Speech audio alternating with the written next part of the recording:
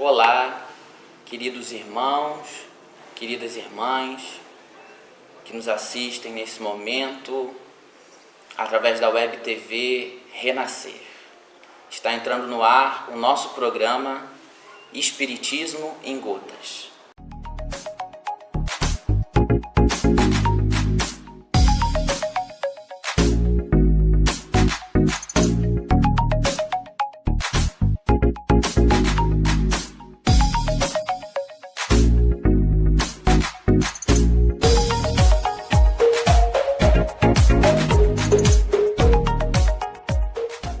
Nosso assunto de hoje, nós vamos estar dialogando um pouco sobre a Bíblia e o Espiritismo. Será que a Bíblia realmente tem essa conotação de sagrada? Será que a Bíblia realmente tem a proposta de ter a palavra final em todas as questões? Será que a Bíblia contém a história da humanidade? Essas e algumas indagações nós vamos estar vendo no programa de hoje. Bem, nós temos aqui um exemplar em nossa mão da Sociedade Brasileira Bíblica, com a tradução do João Ferreira de Almeida, revista e atualizada. E uma grande dúvida, não somente entre nós espíritas, mas também uma dúvida social, é por que há tantas Bíblias diferentes? Por que há tantos tradutores? E por que muitas das vezes o seu linguajar é divergente? Pois bem, a Bíblia, ela foi escrita em hebraico arcaico, onde não continham, por exemplo, vogais. Continham apenas consoantes. Não tinha ponto e nem vírgula. E com o passar dos anos, ela necessitou ser traduzida para o grego, mais tarde para o latim. E só nesse início já se perdeu muita coisa. Depois, mais tarde, entre o ano de 300 e 500 depois de Cristo, nós tivemos o famoso Concílio de Nicéia, onde se reuniram diversos estudiosos daquele tempo para dialogar em torno dos textos sagrados, dos pergaminhos, e formular então a primeira Bíblia. Já neste primeiro concílio, nós tivemos muitas divergências, muitas indagações sobre o que era fato e o que não era fato. E ali já houveram algumas enxertias. Com o passar dos anos, com cruzadas, com chegada do protestantismo de Lutero e de Calvino, e com a chegada de tantas outras novas ordens e doutrinas, cada instituição foi interpretando a Bíblia ao seu bel prazer. E neste trabalho de interpretação, também incidindo sobre a sua tradução. Porém, nós vamos ter as mais confiáveis entre companheiros que se prepararam melhor para traduzir a Bíblia, como João Ferreira de Almeida, mas a sua tradução original, não a atualizada e revista. Como nós vamos ter a tradução ecumênica brasileira, como vamos ter a Bíblia Thompson, e até mesmo as famosas católicas da Paulus, como a Bíblia do Peregrino e a Bíblia de Jerusalém. Agora, no ano de 2013, Haroldo Dutra Dias, nosso querido irmão, através da inauguração do Núcleo de Estudos e Pesquisas do Evangelho no ano de 2013, faz o lançamento dos 4 livros do Novo Testamento, mais Atos dos Apóstolos, traduzido a partir do grego. Não é uma tradução espírita da Bíblia, porque a Bíblia é um livro escrito por si só. Então nós temos que nos ater aos fatos da Bíblia, às culturas daquela época. Para termos como exemplo, muitos costumam dizer que a Bíblia contém a história da humanidade. Será? Quando nós vamos estudar o seu Velho e Novo Testamento, nós vamos perceber que a Bíblia contém sim a história da parte de um povo da humanidade que ficava localizado na Ásia, em um pedacinho da África, Eles eram os judeus, os israelitas que buscavam tanto a terra prometida. Indago a vocês, irmãos, que terra prometida é essa, que Deus houvera falado nela e entregue àquele povo, uma terra que até hoje está em guerra? Isso deve nos legar a alguma reflexão. A famosa faixa de Gaza, onde tanto Paulo pregou, conforme nós vamos encontrar no livro Atos dos Apóstolos, está em guerra até hoje. Então, será que realmente a Bíblia contém a palavra divina? Em hipótese alguma. A Bíblia contém a palavra dos profetas, intuídos por espíritos, eram médiuns. E conforme nós vamos observar,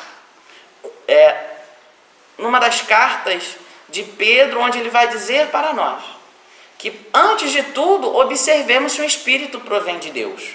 Então, nem todos os espíritos são bons, nem todos os médiuns são bons. Jesus o disse, haverá falsos cristos e falsos profetas. Então, os médiuns, eles podem se equivocar, os médiuns podem enxertar, sim, com bases anímicas, no animismo. Animismo é aquilo que provém da nossa própria alma. E as leis bíblicas, será que elas são verdade?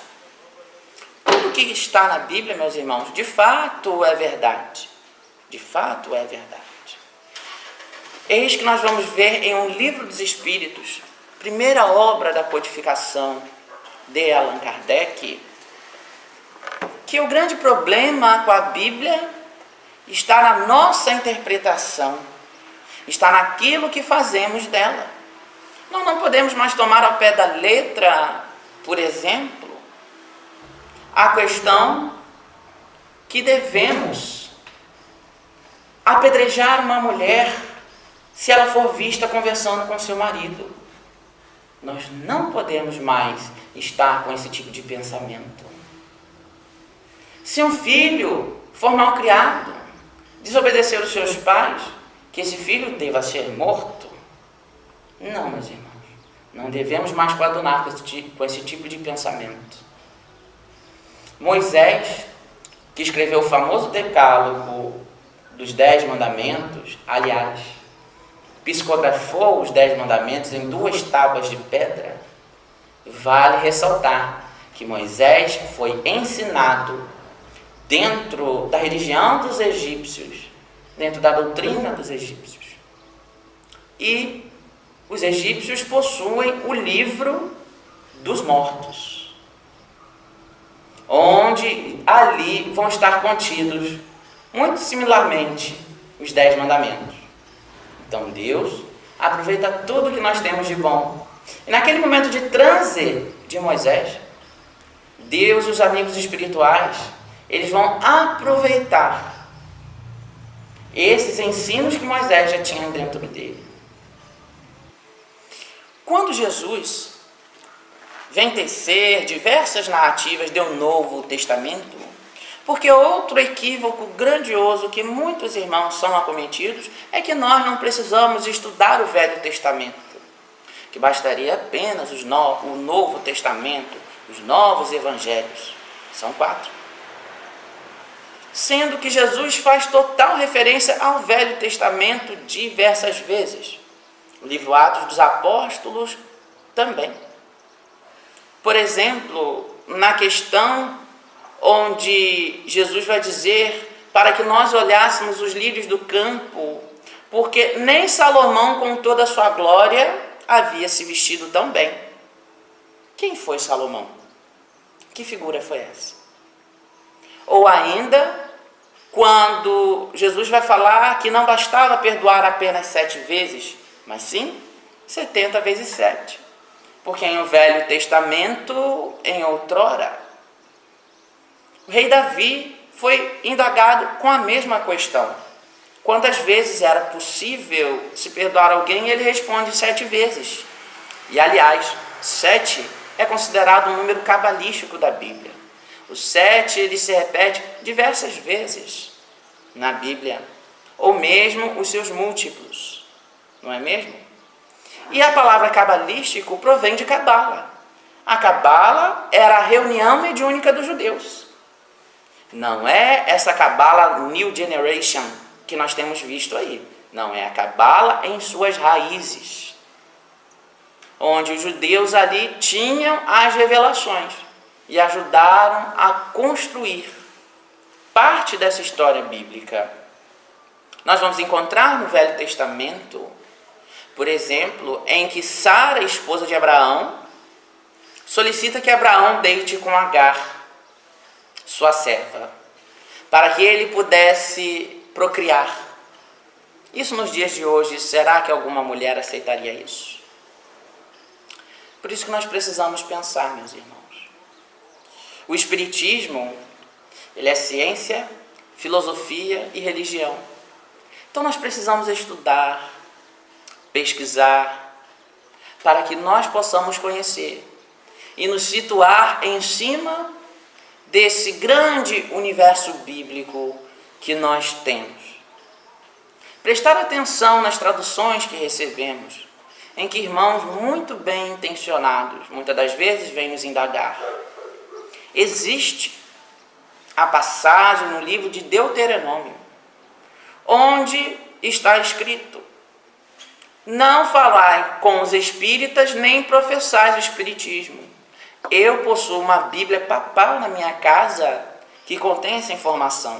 Não é uma Bíblia protestante, como muitos pensam. É uma Bíblia católica apostólica romana. Como que nós vamos ter a palavra espírita e espiritismo na Bíblia, se foi um termo cunhado por Allan Kardec no ano de 1857, quando nós vamos observar isso logo no frontispício de Livro dos Espíritos? Essa palavra não existia. Então, como poderia ela ter sido escrita no livro de Deuteronômio? Com essas e algumas indagações que provavelmente fiquem na mente de todos que nos assistem, nos despedimos e agradecemos a sua audiência. Muita paz.